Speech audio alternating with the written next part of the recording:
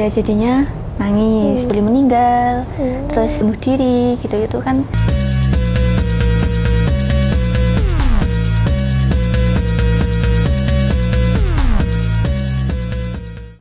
Halo guys, kembali lagi di podcast Obrolan Cerdas. Podcast ini membicarakan tentang pikiran cerdas yang utamanya untuk kalangan anak muda nih. Saya Anggun Fatwati selaku pembawa acara, dan di kesempatan kali ini kita akan membahas seputar pembulian bersama dengan teman kita yaitu Mbak Novela. Halo. Gimana nih Mbak kabarnya? Baik. Kalau boleh tahu pernah dibully nggak sih? Masalah dibully ya? Pengalaman sih pernah dibully ya. Gitu. Ya. Kalau kapan itu Mbak? Pas zaman SD atau SMP gitu? Kalau menurut saya yang paling bekas banget itu di zaman SD sih Mbak. Ceritanya tuh dulu sekitar kelas 3 atau 4 gitu ya, seingat saya. Nah itu tuh kayak ada geng-gengan gitulah dulu. Kalau dulu di sekolah mana ada geng-gengan gitu nggak? Ya dikit sih. Nah kayak gitu. Terus kan dulu itu kayak nggak tahu kenapa salahnya tuh di mana, tiba-tiba tuh dibulinya tuh kayak ngejek-ngejek fisik saya gitulah ceritanya. Nah ada pengalaman waktu itu tuh suatu kali tuh pulang sekolah itu kayak sendirian gitu loh, jalan kan belum ada yang jemput waktu itu ya, berangkat pun diantar, tapi itu kalau pulang nggak dia jemput. Nah itu pulangnya mesti kalau dari kelas 1 sampai saya SD kelas 6 itu pulangnya jalan kaki. Nah itu kan jalan kaki, pulang sendiri, terus tiba-tiba di belakang tuh ada geng-geng yang suka ngejekin. Nah kayak terus kayak nyorakin dari belakang gitu, ngomong-ngomongin yang jelek-jelek tentang saya, terus ngomong kasar juga gitu. Nah ya kan terus langsung saya tuh di situ kan ketakutan gitu ya, ngerasa kayak ya gimana gitulah. Terus di jalan tuh kayak udah ngerasa takut, terus ya jadinya nangis di jalan tuh kayak kan tahu anak kecil nangis di jalan sampai sesenggukan gitu toh. Nah di jalan terus beda deh, terus tiba-tiba ada seingat saya tuh ada adik kelas kalau nggak salah ya, kelas 2 atau kelas 3, terus nanya kenapa ya Mbak nangis gitu toh. Terus saya nggak bisa ya kalau nangis sesegukan ditanya tuh ya udah sesegukan, kenapa itu kan nggak bisa.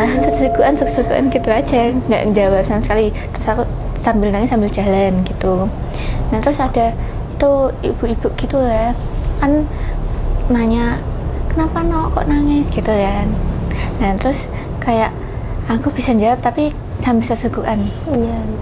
Kayaknya itu dibully samanya di belakang, makanya nangisnya gitu-gitu. Nah terus ibu-ibunya tuh kayak nyegat yang geng-geng itu tau, pakai bahasa Jawa gitu, bilangnya ngopo bully ki tak ada ke pak mbokmu gitu. Oke. Kan orang desa situ juga. Oh tak jelek geng-gengan gitu, kayak pakai bahasa Jawa gitu. Jadi terus sampai di rumah gitu kan, memang orang tua kerja semua, jadi di rumah masih sendirian gitu, tetap nangis. Ya gitu kan zaman kecil ya. Ya pokoknya gitulah ceritanya. Ya jadi dibully itu 2 tahun gitu ya atau lebih? Ya kurang lebih sih itu.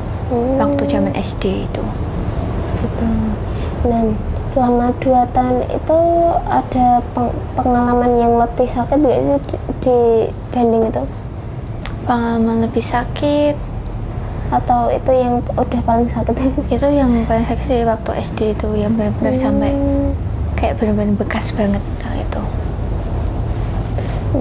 Kan membekas banget ya ini. Nah terus cara memulihkan dirinya itu gimana sih? Kayak berusaha menerima sama kekurangan diri sendiri gitu.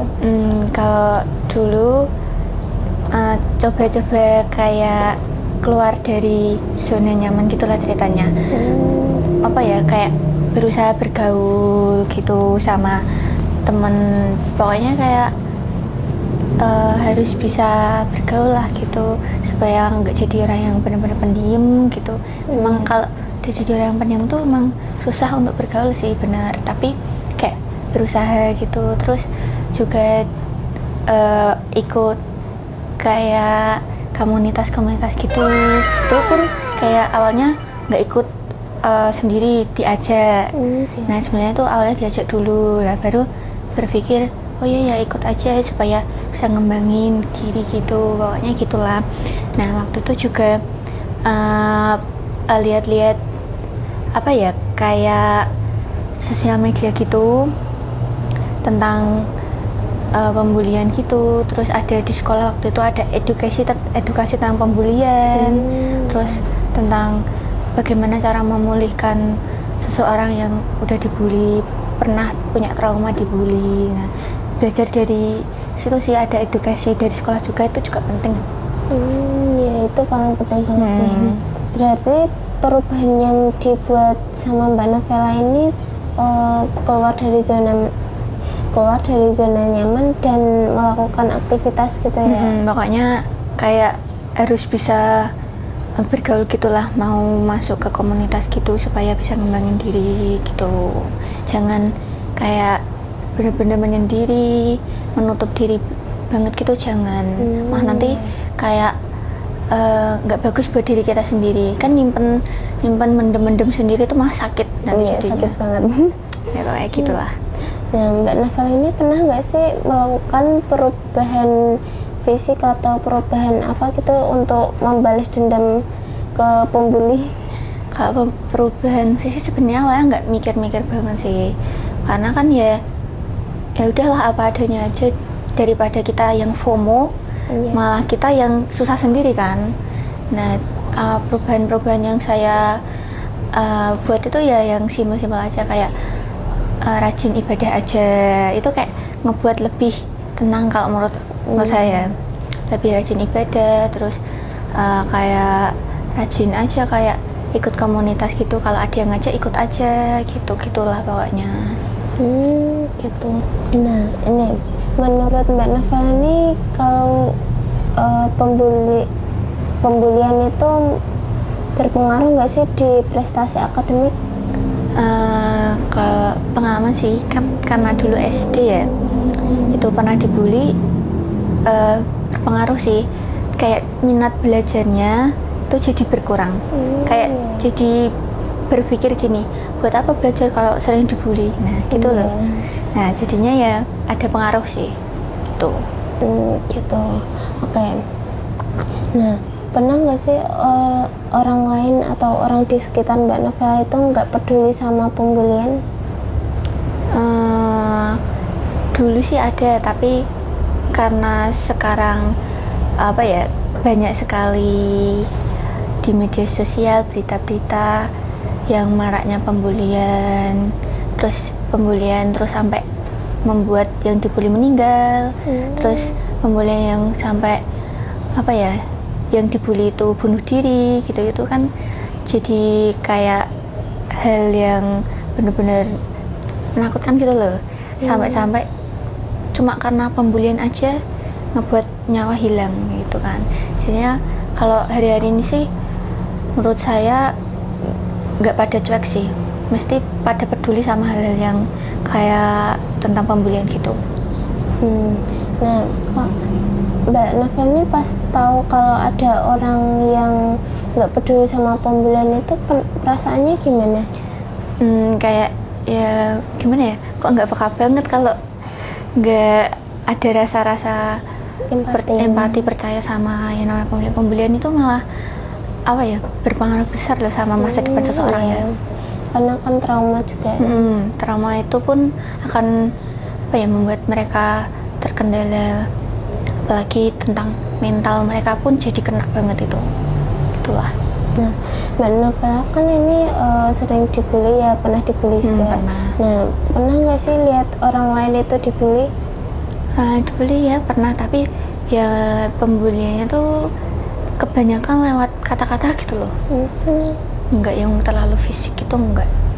pernahnya yang lihat yang kata-kata yang kasar selalu diucapin, kalau misal ada di suatu tempat itu diucapin terus kan jadinya kadang pun saya ngelihat kok kasihan ya gitu, mau nolong pun kayak tapi takut salah gitu.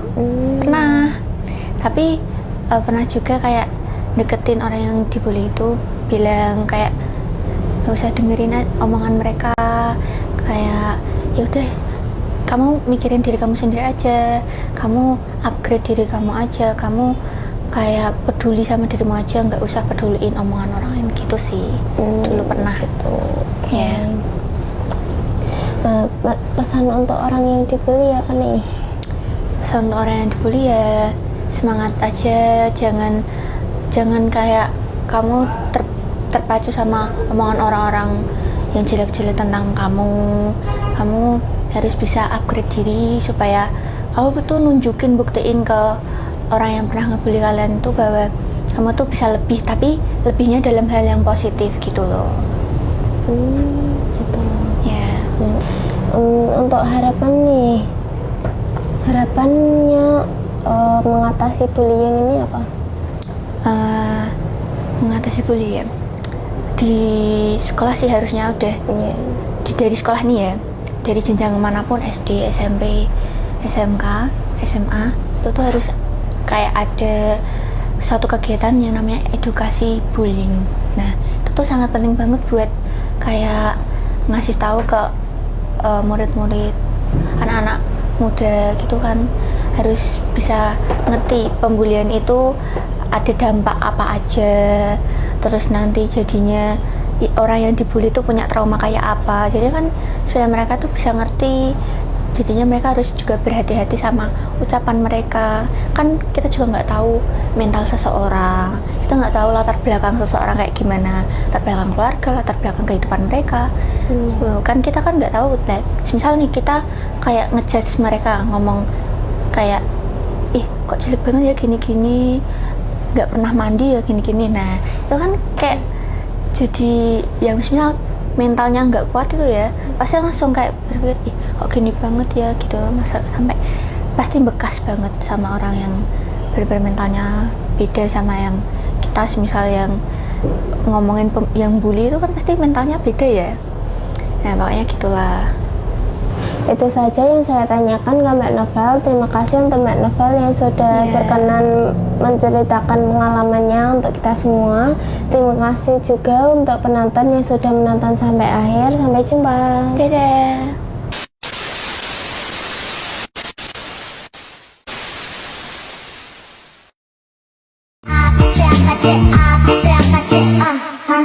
Kissy face, kissy face.